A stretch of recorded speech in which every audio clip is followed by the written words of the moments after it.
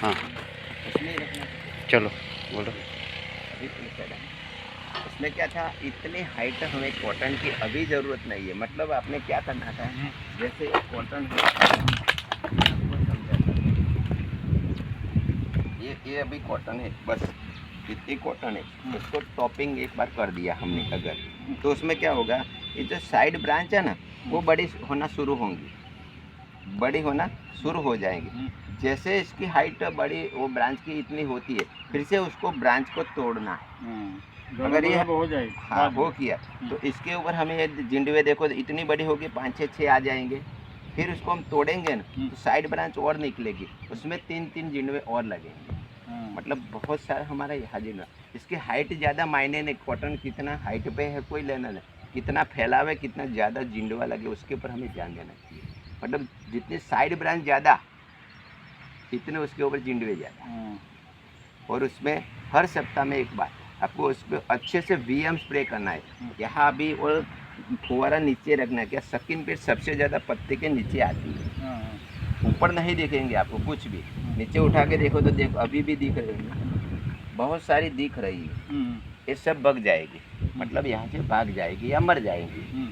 मिट्टी जैसे हम छिड़कते हैं, तो मिट्टी को एक खाते नहीं है, उसकी परत बन जाती है, तो खाते नहीं है, भूखे रहते या मरते हैं या कहीं और भाग जाते हैं। बस अगर ये ब्रेक हमने सही से की, हमारे कॉटन में या कोई भी क्रॉप हो, उसमें कुछ भी इल्ली माऊ कुछ भी नहीं आती है। और आए तो भी हमारे पौधे में कुछ नुकसान करके नहीं जा रही। मतलब हम स्वस्थ उसमें से उत्पादन ले सकते हैं। मतलब कोई जहर डालने की ज़रूरत नहीं है। और नीचे से हम भट्टी खाद बना के दे सकते हैं।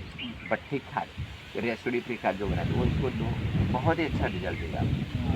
ये जो आप उत्पादन दे रहे हो ना, उससे भी शायद आपको 1.5 गुना उत्पादन हो जाएगा। खर्च कम खर्च में। अभी उसके ऊपर आपने कई बार केमिकल का स्प्रे किया होगा, या ना, वो बहुत महंगा है। अब मिट्टी अपने खेत की ही मिट्टी है ना, बस डाल दी, स्प्रे कर दिया, कोई खर्चा नहीं है। बहुत ना के बराबर खर्चा लगता है उसको।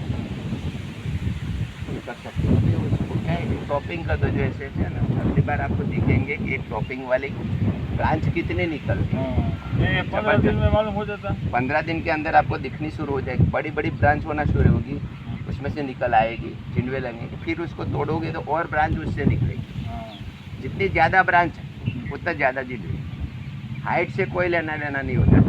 कितना भी कॉटन इतना बड़ा हो, लेकिन उसके साइड ब्रांच बहुत कम है, तो उसमें जिंडवे नहीं आएंगे।